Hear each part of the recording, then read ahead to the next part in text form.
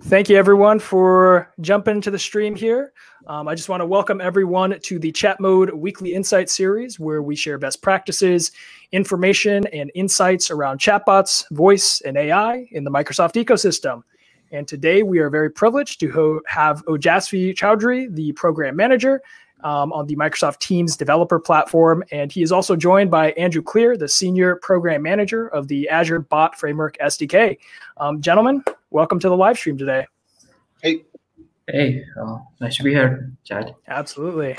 So without further ado, we'll just jump right into some questions here. So both of you guys, have spent a considerable amount of time, building up the bot infrastructure and making sure there's integrations around Microsoft Teams. So feel free either to jump in here. Why has Microsoft emphasized Teams, and what's the convergence around the digital workplace? Like, what's the idea there?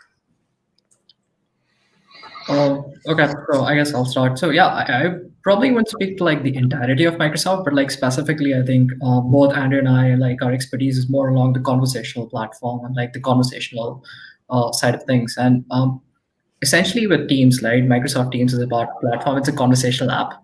It's a conversational app, and you're bringing together a bunch of people to collaborate and solve a problem.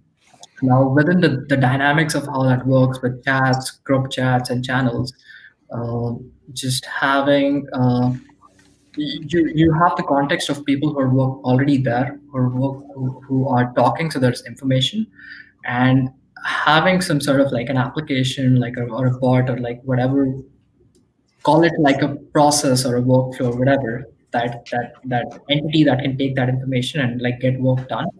I think all of that by itself comes very naturally within Microsoft Teams.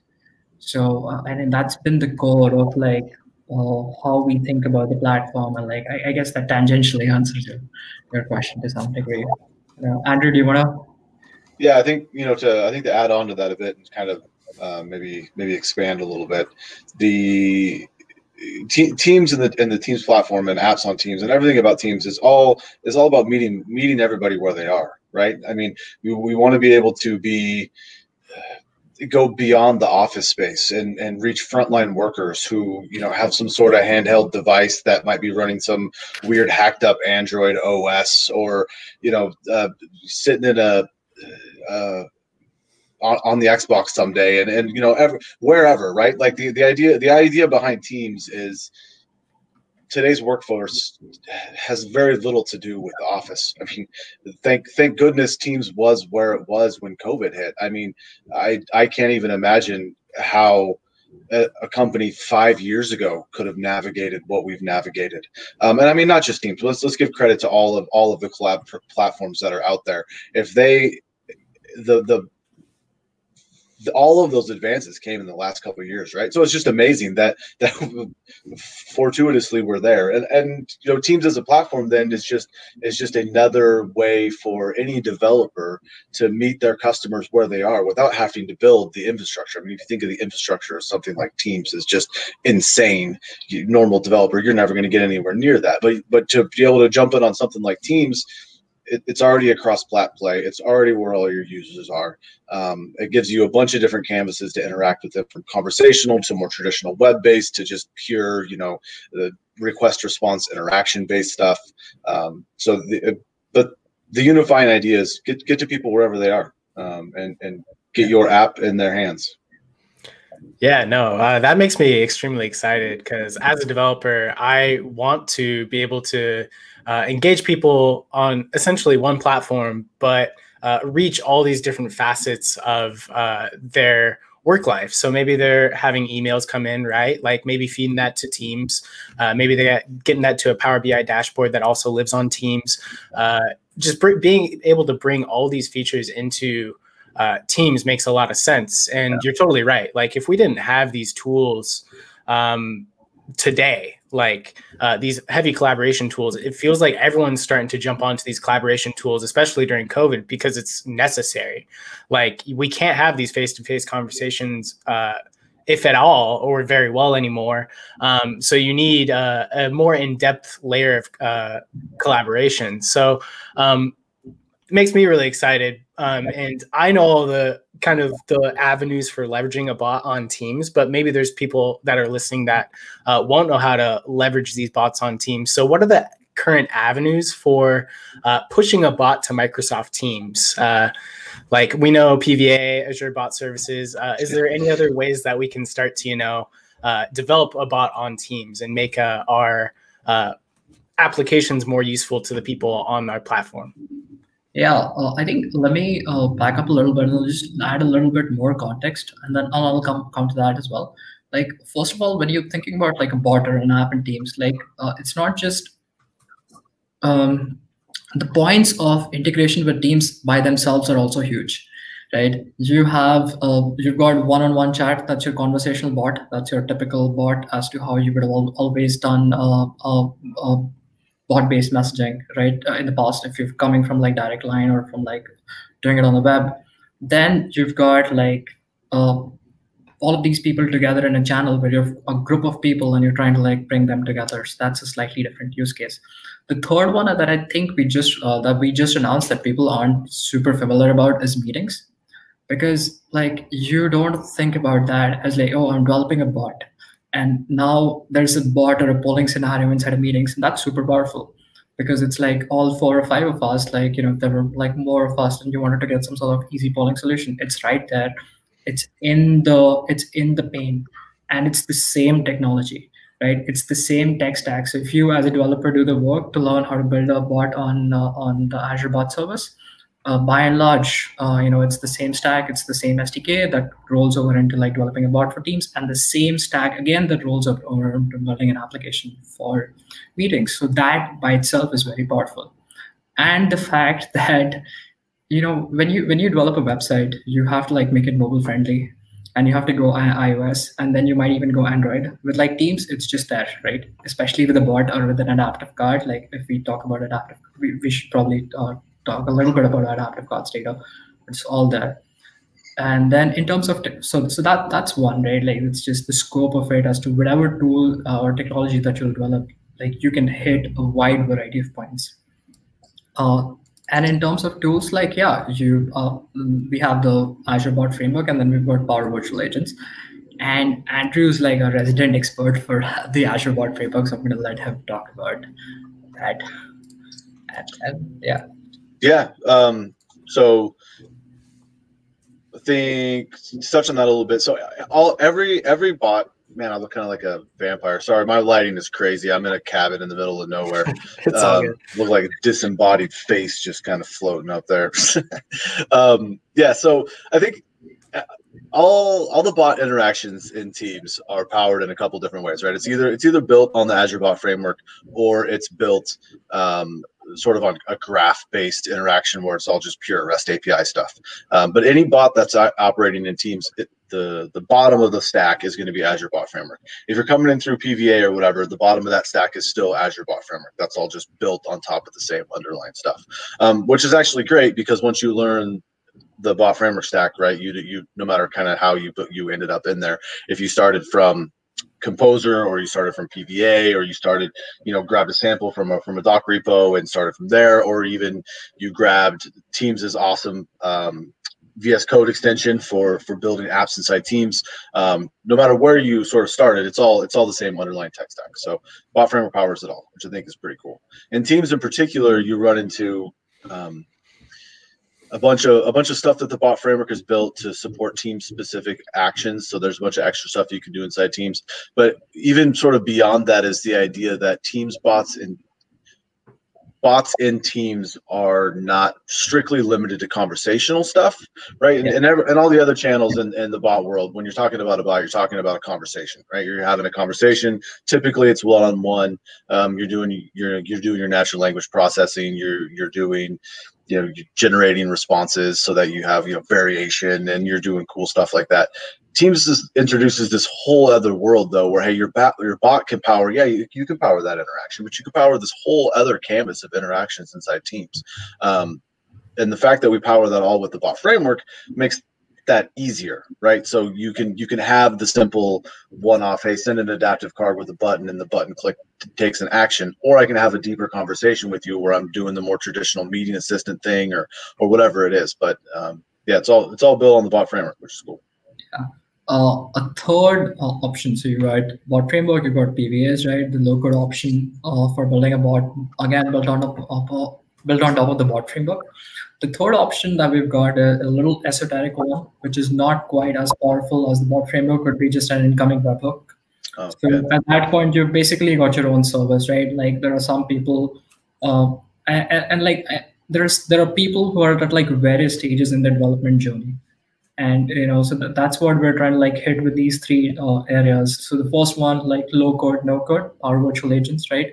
Then you've got like a very simple service that all it does is probably just posts a bunch of data into Teams, incoming webhook, right? It's simple, it gets the job done. And then you've got like these more advanced sort of interactions where you want to use an adaptive card. You want to have like conversational back and forth. You want to post a message inside a channel, and then you want to track reply chains, get likes, and like polling and all of that. And, like it just pretty much explodes out of that. And like for that very rich capability set, you've got the bot framework. Yeah, no, that's fantastic. So there's a number of different avenues for people to not only deploy bots on Microsoft Teams, but it sounds like we have this rich canvas and a number of different areas that these bots can integrate with, whether it be adaptive cards or some of the new announcements with meetings and how you can sort of build those micro apps into those meetings. I think personally, Tyler and I have been pretty excited about that. As we were just thinking about like what's the potential of some of these apps we can embed during meetings. Because I think, a lot of people just on conference calls are always sort of asking themselves, like, do I need to be on this conference call? Can we get more value out of that? So I really like that idea of like, we're adding elements into Teams, and it's powering more productivity, even in meetings. So I think that's something that's really exciting. So sort of pulling the lens back a little bit, what was sort of the, general idea around embedding bots into Teams? So I know that's a big picture question. And then I want to distill that down to where are you guys seeing customers get the most value today? I'm sure that you guys probably interface on some customer level. So what sort of trends are you guys seeing?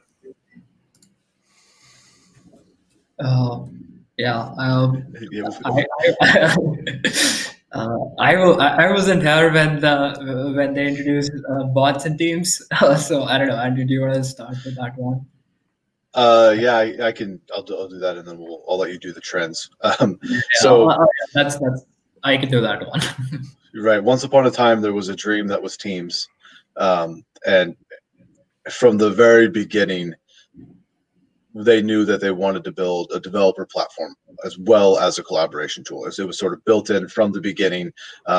It has always been part of the team's experience, right? The team's overall vision was this is going to be a developer platform. We want to allow people to expand upon this functionality, right? It was the idea was never to build a collab tool. It was to build a collab platform. And I think with some stuff that's coming up, you'll see that even more and more as we drive that deeper, sort of even beyond the scope of Teams. The idea was always to build a collab platform. So, and if you're talking a collaboration platform with conversational aspects, bots are just kind of a requirement to even be in that world, right? That's from day one, it was always part of the plan.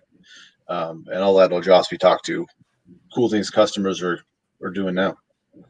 Yeah, so I think so. It's so as Andrew was saying, right? Like just backing up a little bit, you have the traditional notion of a bot today, which is just back and forth conversation, and maybe you send an adaptive card to it, and that ends up being like a little more advanced.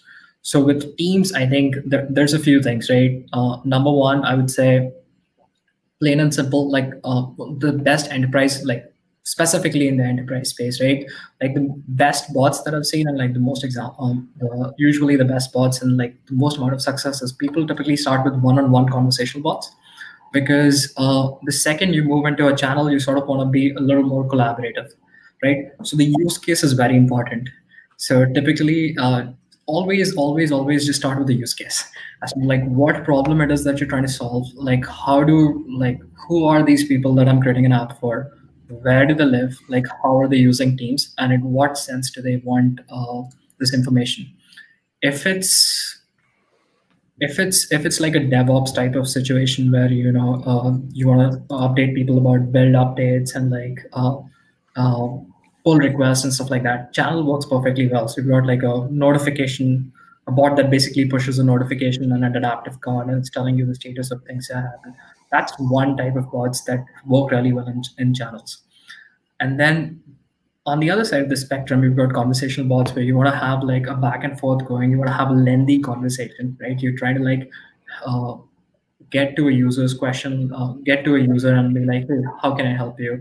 Maybe someone's got a IT support request ticket or something like that. Especially with COVID happening, there's like probably tons of people who are asking you about FAQs about like, hey, how do I reset my password? Right? Or how do I like get an extra laptop, or like I'm having issues with my network. All of those like work perfectly well in the conversation space. So I would say the first thing is like just try to make sure that your problem and your use case is very clear, and that informs like where you're building the bot. And that being said, like most enterprises that we've seen do start with like one-on-one and conversational bots to begin with, because that's relatively easier because you already have the FAQ somewhere. Right, like you have like potentially you've got like a website with like a bunch of questions and answers, and like your users are already going over that. But the advantage is within a conversational bot, you can just ask the question rather than having to like sort through like 10, 15, 50, or like however many FAQs you have, and it like the problem pretty much grows in complexity. So that's one, I would say. The second thing I would say is, right, when people think about building a bot, a lot of people think about like advanced natural language processing and like, using the fanciest algorithms out there. We've seen that, a simple adaptive card or like command menus. I don't know if you've seen these things in Teams called command menus, which basically like prompts the user to ask the bot a bunch of questions. Like that just works perfectly well. Because you send a good welcome message with an adaptive card, which has got like 4 or 5 different things that the bot can do, and the bot accomplishes its job. Maybe it wants to file a request, like talk to an IT admin or escalate, some sort of a ticket. Like that works very well with like a simple adaptive card, and you're keeping your user on rails.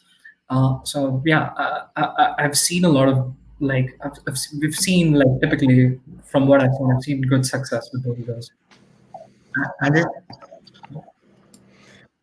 Just I think add on to that a tiny little bit. One of the trends that we've noticed a lot is sort of the bot complexity continuum from, hey, my bot accomplishes these couple tasks, to I'm a full-fledged either application or personal assistant type stuff, right? The ends of that spectrum, bots succeed really well, right? Like I have a good task. I know what I can do. This bot does these 3 things. Right. It works really well. Other end of the spectrum, it's a full-fledged application assistant. It's like the Flow bot or whatever, and it does all of the stuff and it hooks you up with all the things. Sweet. Those bots work really well. The middle, if you end up somewhere in the middle with your bot, that's when you're going to have a really rough time. Yeah. If your bot ends up kind of using Lewis, you kind of have some Q&A maker stuff where you can answer some questions, but your knowledge base is really tiny, and every now and then you'll do some natural language processing stuff, but again, your model hasn't been trained super awesome. It's not super tweaked. You're the bot's asking you for clarification all the time. If you end up in the middle of that continuum, you're going to have a lot of pain. So I think one of the things I talk to about customers a lot when they're starting off is saying, okay, look, decide early on for your MVP what you're aiming for, right? Are you aiming for, hey, we've got a team of 15 developers, 2 of them are language folks, and we're going to build a sweet assistant. Awesome, cool, go do that. Hey, I'm Bob from IT, and I've never built a conversational bot before. So tell me about Lewis. Bob, you're probably starting in the wrong spot, man. Let's figure out the task that you need your bot to do. Build a couple buttons, right. then cross that bridge. So people who end up in the middle, I think that's when I think you see a lot of user dissat. When it's a lot like the uncanny valley, right? Yeah. Yeah, no, I totally agree with that, because we see it too. We develop quite a few bots, and they vary from all levels of the maturity model, right? Like you pretty much start out with like simple FAQ bots. Maybe you add some adaptive cards, you get some like APIs in there. You start to build out this functionality until it becomes like something that's extremely robust. But you really need to isolate what feature sets you want to add to these bots, and what's going to be most impactful for your users, really. So actually, I'm really personally excited about like adaptive cards integrations, the new meetings application. But there's probably people out there that don't even know about the meetings apps that are coming out and all the features that are coming with that. Can we just speak about possibly some of those features that the meetings applications will have access to, and how we can possibly use them in Composer or PVA? Because I know PVA recently added an adaptive cards essentially builder. I'm wondering if maybe in the future those things will be coming to Composer for different types of stuff like task modules and such. Yeah, so I think that's so there's a lot over there. Yeah. So one thing though, I do want to add though, right? It's not even like when people are thinking of like starting out and building a bot for teams, it's not even about the capability. It's about the use case and problem, right? I assure you, if you can find out like your 5, 10, 15 FAQs and you can hit the use cases that you want, your bot is going to be way more successful than like, you know, any amount of like moving on with like other teams' capabilities, such as like message extensions or like meeting extensibility or like adaptive cards, which is a little more advanced stuff. Like just having those like, does my bot actually solve the problem? That's it. If the answer is yes, like, you know, it's going to do from what we've seen. Now, when it comes to like meetings extensibility and the different ways, so the way you want to think about it is, right, like in teams, you've got these things called capabilities, you've got entry points, and you've got UI constructs. So there's 3 things: capabilities, entry points, and UI constructs. Your capabilities are things like bots, tabs, task modules, message extensions. This is like what the user can do, right? Like if it's a bot, you're talking to it. If it's a tab, it's like a canvas. It's like a web app. A message extension, you know, it's one of those things under the compose bar where you're trying to like find and search for content and put it in there. And then task modules are like, you know, pop-up entities and stuff, where you can like do form collection. And then you've got, okay, we lost Andrew. Okay, then you've got your UI constructs, which are like cards and adaptive cards and task modules. So think about like the adaptive card is like this atomic thing that you design, which has buttons in it. It's got image and text in it, and it can travel pretty much anywhere, right? So when you're thinking about like, hey, I want to like design an application for meetings extensibility, you start with the basics of adaptive cards and task modules, and like it's just going to naturally flow through. And like the same with the components. So you know, and that really is like one of our goals in the platform. We were just want to reuse the same constructs. So over time, it's just easy to develop on. Yeah, and all of it again, at least so. Anything that is like conversational in nature, it's the bot framework SDK. So it's the same SDK. You start off by developing a bot, and then you can slowly move on to a message extension or adaptive card, or like straight up, you might want to move into meeting extensibility, you know, depending on what your use case is. But at least like the way we're thinking of setting it up and the way it's been set up, Andrew's been doing this longer than I have, but the way it's been set up is like, it's the same tool, it's the same infrastructure underneath. To dive, I think, into the meeting stuff a little bit. Sorry, I cut out for a minute, so you might have already said this, but to get like, so the specifics on meetings, what bots can do with meetings. So a little bit on, first, these are still text-based bots. We're not talking voice right now. We're talking text-based.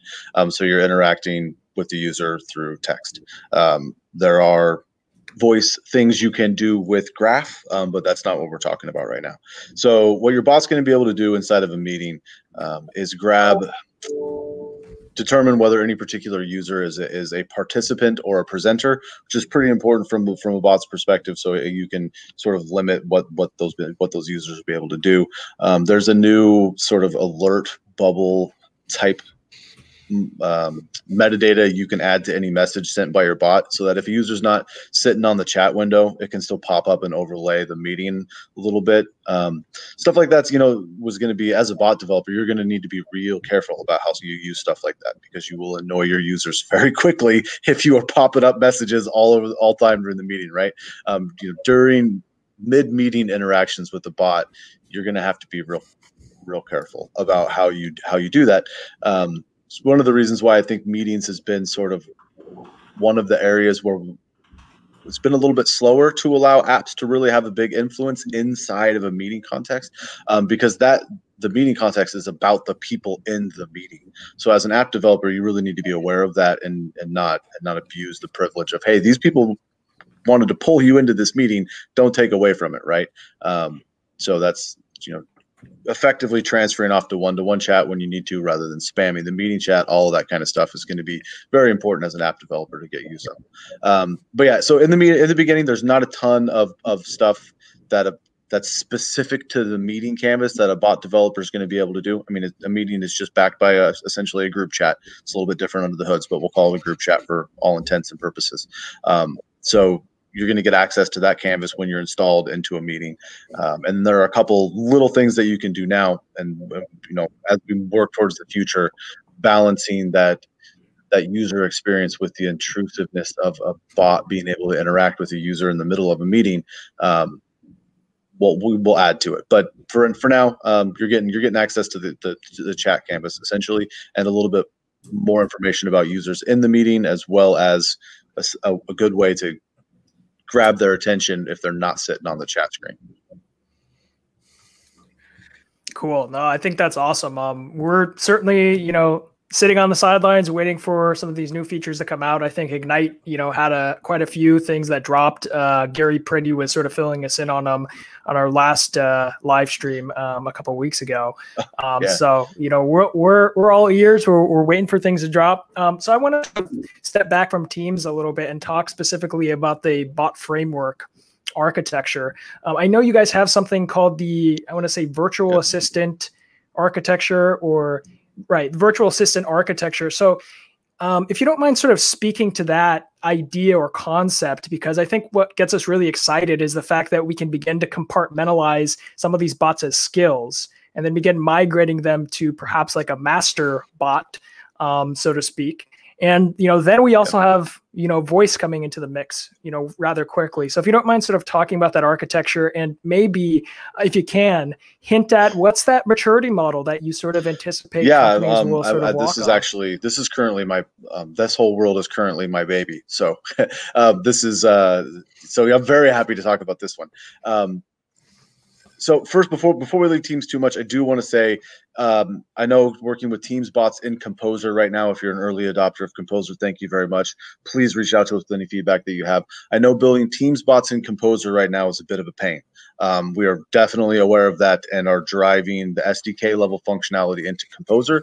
Over the next few releases of Composer, you will definitely see that. So Teams bot developers in Composer, we feel your pain, and we are working through what the best way to do things like messaging extensions and all of these non-conversational constructs in our conversational IDE. So we're trying to figure out how to shove those things together, but it's definitely on the radar. Thank you. Yes. Okay. So virtual assistant. It's a little, I guess, history. We'll start with history of why virtual assistant existed. So conversational AI at Microsoft involves a bunch of different products, right? It's kind of crazy actually how many different products there are in the space, and not even products is the wrong word. Just bits and pieces of things that exist that work well in conversational AI space, and a lot of that is because so much of this, even 5 years ago, was research. It was cutting edge. It was very, very early, as these things sort of grew up organically as different teams needed different stuff.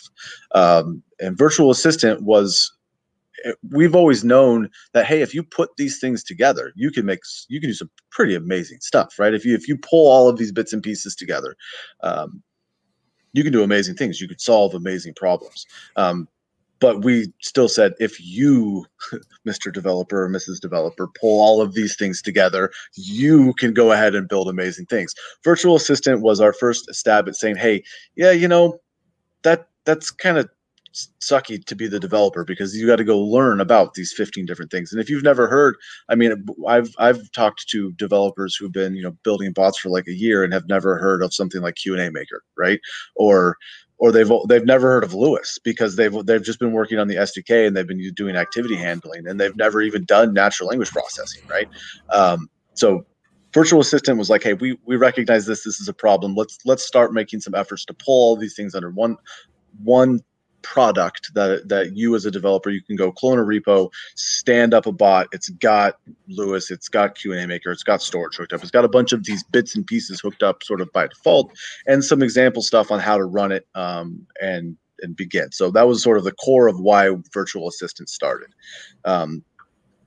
Almost immediately after that, the idea was, okay, well, since I've got sort of this core thing, now I want to have, you know, my HR team wants to hook their bot up with this core thing that I created. And we went, okay, well, that makes sense. We need to do that. And so out of that, and this is where we got, I mean, I will apologize to the bot developers of the world, because we came at skills from two different angles, right? We solved skills from Virtual Assistant world, and then we solved skills from the SDK world. And it really was, you know, hey, Virtual Assistant did it first. They said, okay, sweet. In our world, because we have this core assistant, people want to add functionality in a different web service and hook it up to that core thing. Sweet. So they made skills, and they called them Virtual Assistant skills. For a skill at a high level is just one bot talking to another bot. That's all it is. Two web services passing messages back and forth. Only one end user. And then so Virtual Assistant did it in their sort of product space, which is all built on top of the bot framework. So it's not crazy. But when we said, hey, this is an awesome thing, let's pull skills into the bot framework SDK. Right. So we said, hey, Virtual Assistant, we're going to start ripping bits and pieces of your code base out, and we're going to put it into the SDK, so you don't have to build, because to do Virtual Assistant skills, you need a virtual assistant. You have to have started from the Virtual Assistant bot template. You need that code base as a starting point, right? And we didn't want that to be the case forever for skills. So we said, hey, we're going to pull this in.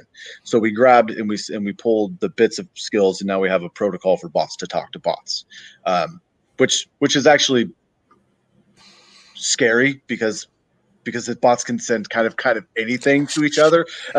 So yeah, you're probably going to run into rough edges of stuff where you're like, hey, we're doing this crazy complicated thing between these two things, particularly in Teams world, where you're like, hey, we've got a chain of a parent bot talking to a skill, talking to a skill, talking to a skill inside Teams, and the skill 4 layers down wants to do SSO. Maybe, sure. It should probably work. You know, we've tested. We're pretty sure it will all hold together. But when you start talking about composition of skills, we don't apply any arbitrary limit on how often this stuff go, right? So, you know, you could start with a PVA bot, and you've connected to 15 different skills, and the 15th skill in the chain doesn't even use dialogues. It's like just all it's using is straight REST API activity protocol, and doesn't even have the SDK loaded. Could totally work, and it should work. But yeah, there's some crazy stuff going on. Anyway, so we pulled skills out of Virtual Assistant and pulled it into the core SDK, and said, hey, this is a thing that we want everyone to be able to take advantage of. But then once we did that, we said, there's a problem here. What we actually really need is a component model for bots, because not everybody wants to stand up a separate web service. But these things all really do need to compose together well. You need to be able to say, hey, I started in PVA, I built 4 dialogues, and now I've decided that I need to go jump into Composer to start doing some advanced editing of stuff. Hey, actually, I need to take one step deeper, and now I need to go write some custom actions. So I need to drop all the way down to code. Sweet, I wrote these custom actions. I know Sally over here in a different company wants to use the same calendar control that I just built in her bot. Sweet, let me package that up and ship that to Sally and say, hey, Sally, now you can use my custom action, and it all just kind of magically works, right? So what we're talking about is an actual component model for bots, not just skills, not just bot-to-bot, you know, wire protocol, but a way for you to package up bits and pieces of bots and share them with other people. Virtual Assistant was the first step in that world. But just like we did with skills, where we ripped it out of virtual assistant and sort of sucked it into the larger thing, we are now looking at, okay, what's the next step in the virtual assistant world? How do we take this stuff and take this, turn this up to 11? Nice cat. Is that a cat? That is a cat, right? Yeah, cat came on the desk. He has no shame for personal space, you know. Hey, that's the new normal, right? That's what everybody deals with all the time in school. But yeah, so that's the future of virtual assistant is figuring out how to make it a component model for bots, so that if you do, so you should be able to build up to something like virtual assistant with a set of packages, so that right now you're locked in. If you start from the virtual assistant in the virtual assistant world, you're kind of in the virtual assistant world. It's a specific code base, specific flavor of the bot runtime. It's all kind of really specific.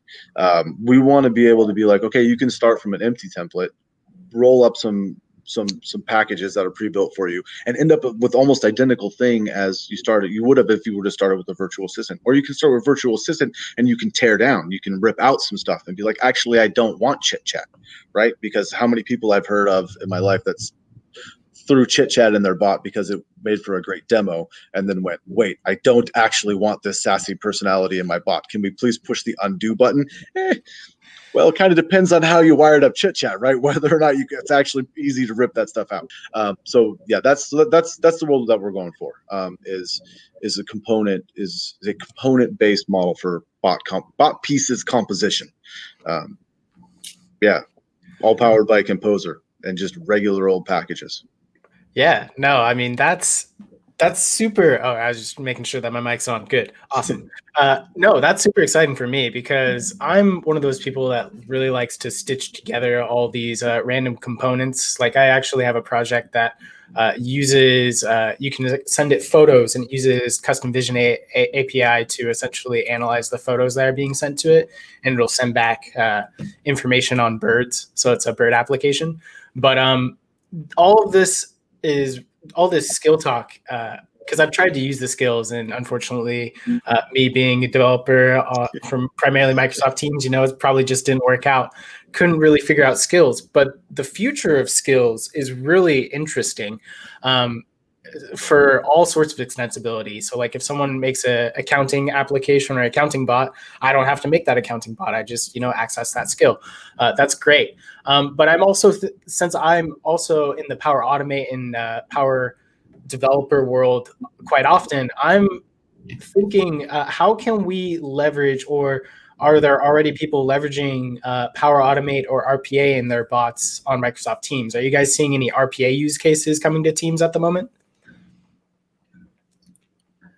So I am actually not the expert for that particular one. I do know that people are heavily invested in making sure that the workflows with the Power Platform and PBAs and Microsoft and Power Apps and Power Virtual Agents and Microsoft Teams works together. And I think, and people are also in the process of I know it's definitely possible. From I think I'm pretty sure, because I think I believe all of these are powered by connectors, right? So you've got these things called flow connectors or Power Automate connectors, and you should be able to call them from Power Virtual Agents or from your PBA board or from elsewhere. So I think it's all theoretically possible, and I know that a lot of people are invested in making that work. But we've just released Power Virtual Agents in Ignite in Microsoft Teams. And so, yeah, I do expect it to pick up, but I haven't. I'm not the expert on that. Yeah.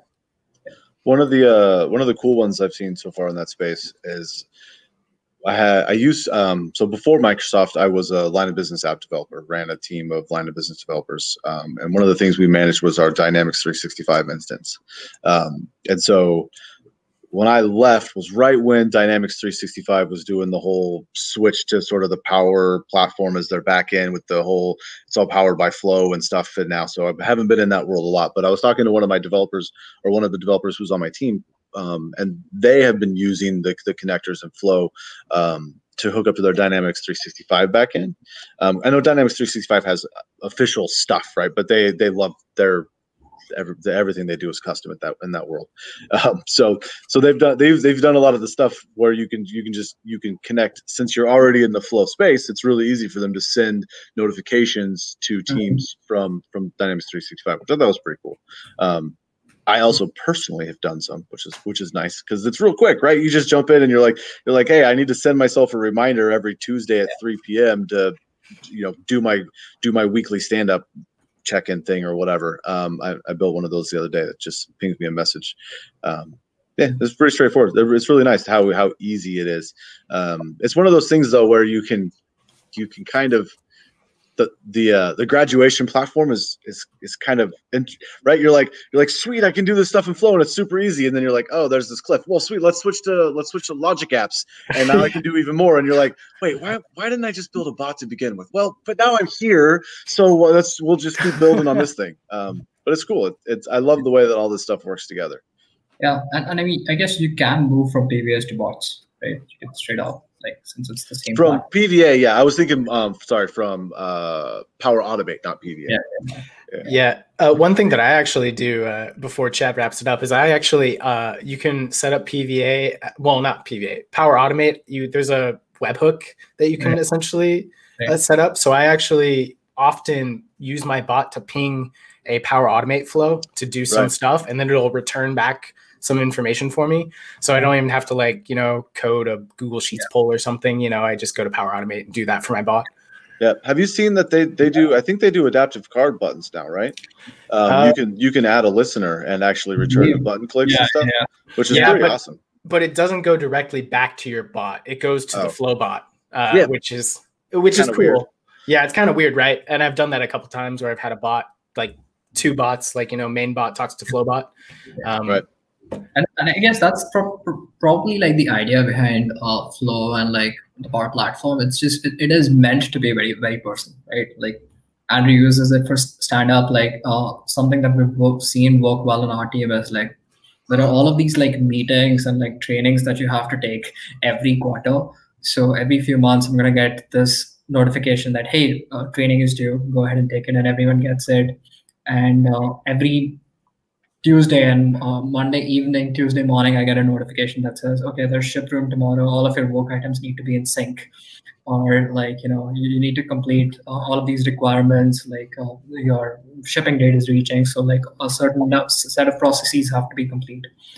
And I get like a ton of those, and like those have been rather valuable. But like, it's just supposed to be very, applicable to you. Yeah.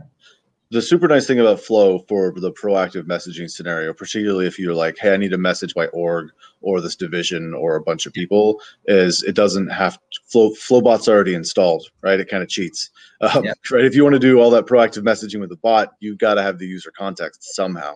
But you can use Flow as a way to get around that because the Flowbot's already installed. So if you know the right information to get Flow to send the message for you, that can be a real good workaround, particularly for line of business facing stuff. Yeah, I mean, like just us personally, we've been super stoked about all of these platforms. It's like these new toolboxes that, you guys have made accessible, and, we've been mixing and matching them, especially within business applications. We just see mass potential, no matter what flavor of Dynamics you're running, whether that's field services or sales or operations, there's just so much cool stuff you can start to do. Especially with the graph APIs as well. I know you were mentioning that, Andrew. But I know we're coming down to the hour here. It's like, man, an hour is not enough. I feel like we could probably go on for a couple hours here. So I just want to ask both of you guys, what are you guys individually most excited about? Like Andrew, like I just saw you light up when you started talking about a virtual assistant. So I'm curious, like, what are you guys excited about in this space? So for me personally, I have been spending a lot of my time over the past 6 months just ironing out a lot of the details with adaptive cards and like the nuances of conversational, the basics and the fundamentals of like proactive messaging. So we've been doing a lot of health work, ensuring that, and Andrew and I actually, we've both been working on a lot of health work to make sure that all of the events are in place. Right, when you're trying to like develop a bot for teams, like the life cycle of the bot is just complete and it's there for you. Uh, uh, and that, it's just one of those things that in retrospect it takes a lot of work, but if you do it right, it's just easier for the bot developer. So that's one from the development side. The second thing is like the look and feel of cards, because these adaptive cards and cards in general are going to be so critical for bots and for conversational apps wherever they go, whether they're in the bubble and meetings extensibility in a chat or a channel. So a lot of small features, the width of it, like reducing the white space, how they look, a documentation around these things. And that's what I'm really invested about. Like I think a lot of these like smaller things will like add up to really create a comprehensive story.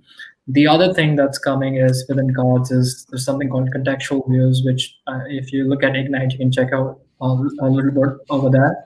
And universal actions, which means essentially you've got the same adaptive card, right? You construct an adaptive card today, and you can send it to Outlook and Teams.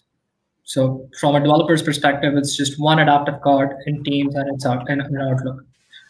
And that works for the look of the card, but the second you move into actions, which is like the action that you take on the card, that's still different. So with universal actions, the action is just going to be the same across the board as well, whether you're in bot framework, Teams, or an Outlook. And I think that is, it's just one of those things that it's nice and easy. You develop it once and it's there everywhere. So I think those sort of fundamentals is what I'm really excited about. Yeah. So I talked about the component model, so I won't replug that, but I am super excited about that. But I think the component model and skills in particular with bots talking to bots, the thing that you run into almost immediately when you're doing any sort of advanced natural language processing is the issues with what we call language model composition. And collisions between language models. So there's this whole world that you run into when you get into a world where you're trying to have some sort of, I will say dispatch, but there's a thing that we have that's called dispatch. I'm not talking about specifically that thing, but when you get into dispatch scenarios where, hey, I've got my initial app, right? It needs to take your utterance, figure out which of these 7 skills I can connect it to send it to.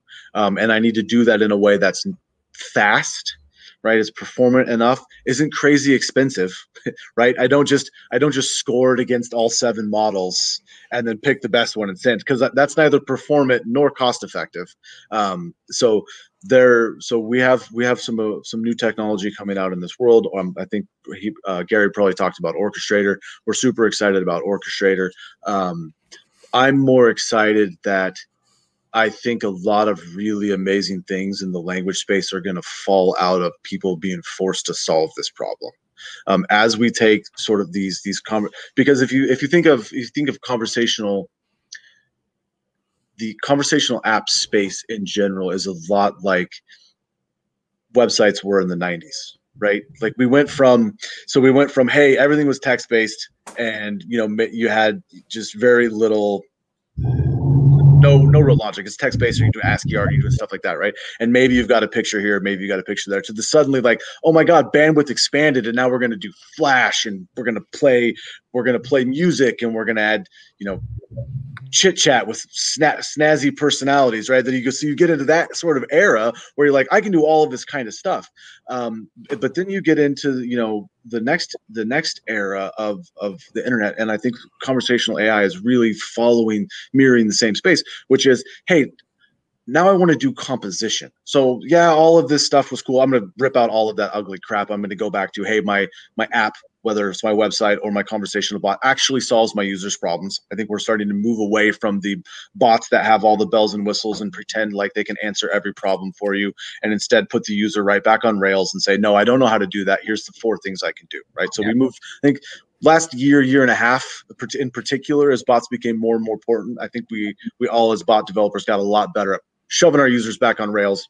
Forget the bells and whistles. Let's solve your problem, which is cool. The next problem to solve is APIs, is communication between these bits and pieces and making them all work together in a way that's possible. It was super. I mean, that's when we came up with massive adoption of JSON, and then the whole REST APIs and all that kind of stuff fell out in the internet world.